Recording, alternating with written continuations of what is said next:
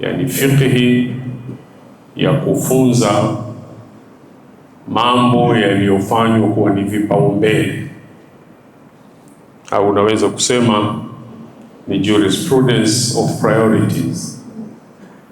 Somo hili linajikita zaidi kwenye mpangilio wa matendo na hukumu za kisheria kwa namna na kwa mujibu wa umuhimu wake,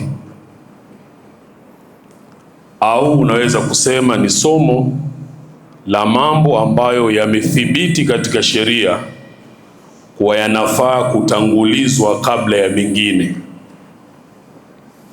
kama alivyosema Mwenyezi Mungu Subhanahu wa Ta'ala katika Qur'ani, baada ya bismillahir rahmanir rahim, wama yastawi al-a'ma wal basir.